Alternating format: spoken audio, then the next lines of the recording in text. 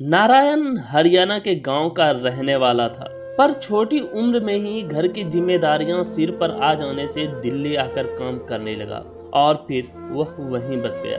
12 साल की उम्र में अपने पिताजी को खो देने के बाद उसने अपनी मां और दो बहनों का ध्यान रखा, काम के साथ साथ पढ़ाई भी की। तो बिजली विभाग में एक छोटी सी नौकरी मिल गई। पहले उसने बहनों की शादी की और फिर खुद की।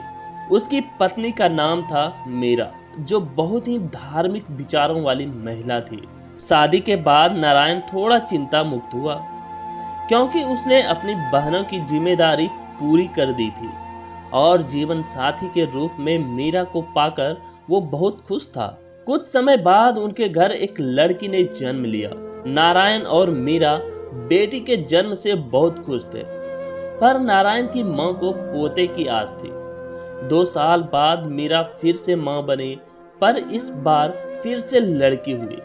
इस तरह उनकी 5 लड़कियां हो गई। सबने बहुत समझाया कि इतने बच्चे दिल्ली जैसे शहर में पालना कोई आसान बात नहीं है। नारायण की मां को पोते की जिद छोड़ देनी चाहिए, पर वो नहीं मानी। नारायण को अपनी बेटियां बोझ नहीं लगती थी। वो उनसे बहुत प्यार करता था और उसे अब बेटे की भी चाह नहीं बची थी। परंतु अपनी मां की खातिर उसने एक और बच्चा करने की सोची। इस बार मीरा की कोख से एक लड़के का जन्म हुआ। सब बहुत खुश थे। नारायण भी अपना परिवार को पूरा होते हुए देखकर बहुत खुश था। परंतु कुछ दिनों बाद ही नारायण की मां ने एक और पोते की जिद पकड़ ली। उनके मुताबिक नारायण के बाद उसका बेटा 5 बहनों की जिम्मेदारी कैसे निभाएगा। मीरा की तबीयत भी इतने बच्चों के जन्म के बाद अब ठीक नहीं रहती थी। वो एक और बच्चे को जन्म नहीं दे सकती थी, और क्या होता अगर एक और लड़की हो जाती तो। पर नारायण की मां ने किसी की एक नहीं सुनी। वो हर समय घर में कलेश करके रखती, और ना चाहते हुए भी मीरा एक बार फिर मां बनने वाली थी। भगवान की कृपा से एक और लड़का हुआ। बड़े लड़के का नाम वीरेन और छोटे का नाम रायन रखा गया। रायन छोटे होने की वजह से सबका ज्यादा लाडला था, फिर वो था भी बहुत सुंदर। दूसरी तरफ वीरेन एक साधारण शक्ल सूरत वाला लड़का था। दोनों साथ साथ बड़े होने लगे। अब वे लोग स्कूल जाने लगे।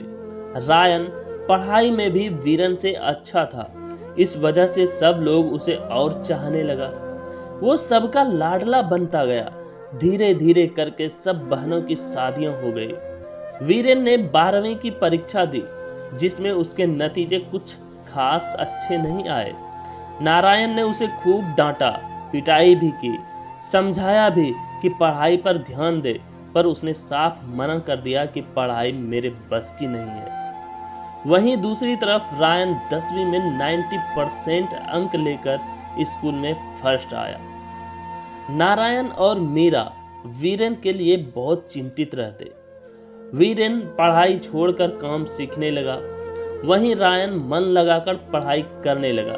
कुछ समय बाद नारायण ने सोचा कि वीरेन की शादी कर देनी चाहिए। शायद शादी के बाद उसमें कुछ सुधार आए। मीरा की उम्र भी काफी हो गई थी। बहू आएगी तो घर भी संभाल लेगी और वीरेन को भी। वीरेन के लिए एक लड़की देखी गई। उसका नाम था काव्या। वो एक पढ़ी लिखी अच्छे घर की संस्कारों वाली लड़की थी। मीरा और नारायण ऐसी बहू पाकर बहुत खुश थे। वो घर में सबका ध्यान रखती थी। वीरेन को भी काव्या बहुत पसंद थी। वो हर चीज में वीरेन से अच्छी थी, पर फिर भी उसे किसी चीज का घमंड नहीं था। वो वीरेन की भी बहुत इज्जत करती थी। उसने जल्दी ही मीरा से घर के सब तौर तरीके भी सीख लिए और मीरा के कहे मुताबिक ही सब काम करने लगी। एक तरफ काव्या जहां सर्वगुण संपन्न थी, वहीं वीरेन अब भी कहीं सफल नहीं हो पा रहा था। उसने किसी काम में पैसे लगाए जो डूब गए। नारायण को उस पर बहुत गुस्सा आया। गुस्से में नारायण ने वीरेन को घर से निकल जाने के लिए कह दिया। वीरेन भी उस समय बिना कुछ बोले चला गया। उसके जाने के बाद काव्या ने खाना पीना छोड़ दिया। उसे अपने पति के बिना वहां कुछ भी अच्छा नहीं लग रहा था। नारायण ने जब यह देखा तो रायन को कहा कि अपनी भाभी को उसके मायके छोड़ आए। ये बात काव्या को अच्छी नहीं लगी। उसका मानना था कि इस तरह मुसीबत पड़ने पर मायके भाग जाना ठीक नहीं। वो वहीं रहने लगी। वीरेन कभी कभी घर वालों से छुपकर काव्या से मिलने भी आता था।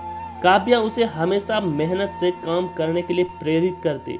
वीरेन को जहां बचपन से हर किसी से सिर्फ ताने ही मिल रहे थे, उसे जब काव्या का प्यार और सम्मान मिला तो उसने जी जान लगाकर काम करना शुरू कर दिया और कुछ ही दिनों में सारा नुकसान पूरा करके घर लौट आया।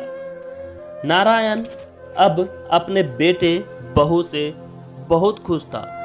धीरे धीरे वीरेन और काव्या एक लड़के और एक लड़की के माँ बाप बन गए। अब घर में रायन के रिश्ते की बातें होने लगी, मगर रायन हर बार अपनी पढ़ाई का नाम कहकर मना कर देता। जब उसकी पढ़ाई पूरी हुई तो नारायण ने अपने एक दोस्त की लड़की से उसकी शादी तय कर दी, पर रायन को वो लड़की बिल्कुल पसंद नहीं आई और उसने शादी से साफ इनकार कर दिया। ऐसे रिश्ते से मुकरने के लिए नारायण की बहुत बेइज्जती हुई। तब उसे याद आया कि वीरेन ने कैसे कुछ बिना बोले उसके पसंद की लड़की से शादी कर ली थी। कुछ रिश्ते देखने के बाद रायन को एक शहरी लड़की जिसका नाम प्राची था पसंद आ गई।